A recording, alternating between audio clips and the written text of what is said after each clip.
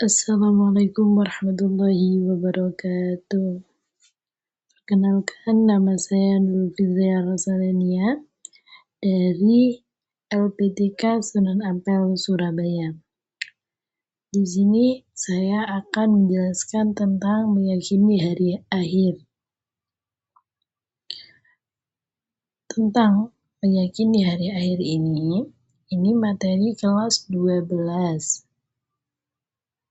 di SMA. Pengertian dan dalil hari akhir. Hari kiamat adalah hari akhir karena tidak ada hari lagi setelah hari tersebut. Dalam Al-Quran disebutkan istilah lain bagi hari akhir yang menunjukkan dahsyatnya dari hari tersebut. Nama-nama yang dimaksud bukanlah sinonim karena setiap nama memiliki makna tersendiri. Seperti ayat berikut. Bismillahirrahmanirrahim. Wa inna sa'atan ayyatul la raiba fiha wa annallahu yab'atsu min fil qubur.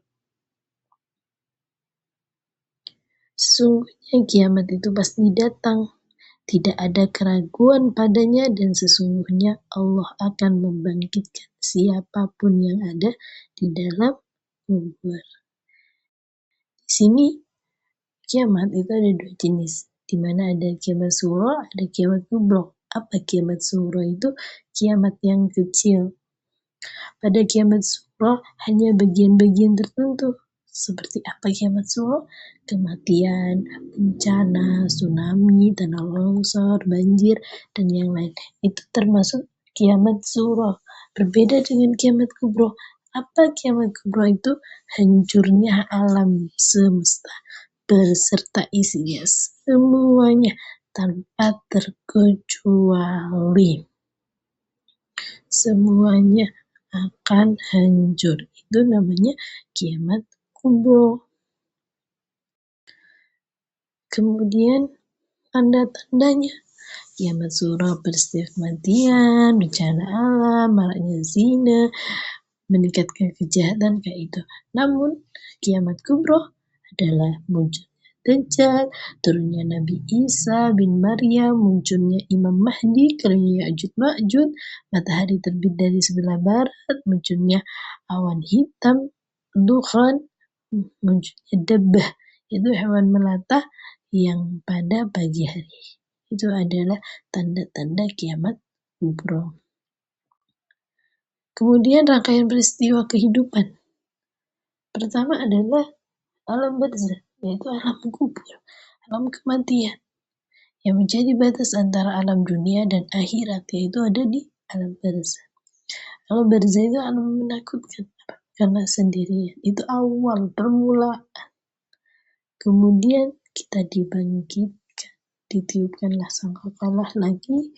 Setelah yang pertama adalah kiamat, kemudian ditiupkan lagi yaitu kebangkitan yang namanya yaumul ba'ats. Kemudian kita itu berkumpul di mana di padang mahsyar. Di mana padang mahsyar itu? Yang katanya ada di Palestina. Yang katanya padang mahsyar itu matahari sejengkal di atas kepala kita. Tapi kalau kita beriman, insya Allah tidak kayak gitu. Kemudian yaumul hisab, hari perhitungan amal manusia. Kalau kita baik, ngasihnya itu dengan tangan kanan.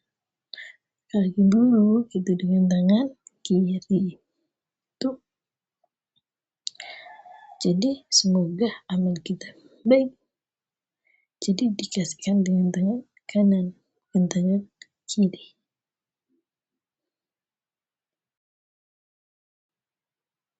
Kemudian ada namanya yaumul mizan. Apa yaumul mizan? Hari ditimbangnya amal manusia. Hari ditimbangnya. Ini di ayat Al-Quran sudah jelas bahwa sekecil biji zarah itu akan ada balasannya, baik kejahatan atau kebaikan, semuanya ada balasannya.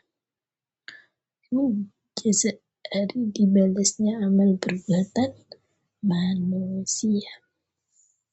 Kemudian sebelum kita melangkah ke surga neraka, itu kita akan melewati namanya jembatan Shiratal Mustaqim, di mana jembatan Shiratal Mustaqim itu adalah jembatan yang lebih tajam daripada pedang dan yang lebih tipis daripada rambut. Ini yang paling ya. Ada surga dan neraka kemudian. Nah, di bawahnya jembatan itu ada namanya neraka. Neraka yang paling panas atau yang paling pedih sisanya, itu neraka jahanam. Setelah melewati itu, kemudian ketemulah sama surga. Di situ adalah surga. Kalau kita bisa melewati jembatan itu, kita menuju surga. Tapi kalau kita tidak bisa melewati jembatan itu, kita itu jatuh di mana? Jatuh di neraka. Jadi semoga kita bisa melewati. Namun ada kalanya yang melewati itu langsung kayak kilat. Ada kalanya itu yang melewati itu merangkak. Ada kalanya gagal berkali-kali. Maksudnya sulit kayak gitu. Jadi tergantung amal perbuatan kita yang masih ada di dunia. Kemudian nawas diri sebagai hikmah. Kemampuan untuk mengelola respon sosial dan konteks kehidupan nyata sesuai tindakan Anda dengan budaya, lingkungan, dan kebiasaan. Saya ini mencerminkan kehati-hatian dan konsekuensi tersebut dengan tujuan mencegah terjadinya konsekuensi negatif. Jadi kita apa dampak positifnya dari beriman kepada hari akhir ini? Kita itu bisa menjadi takut melakukan segala kejahatan. Kita takut melakukan maksiat. Kita takut melakukan hal-hal yang dilarang. Kemudian kita beribadah semangat. Nah, itu adalah suatu kebaikan. Ya. Mungkin cukup itu dari Ibu. Kurang lebihnya mohon maaf. Terima kasih banyak. Wassalamualaikum warahmatullahi wabarakatuh.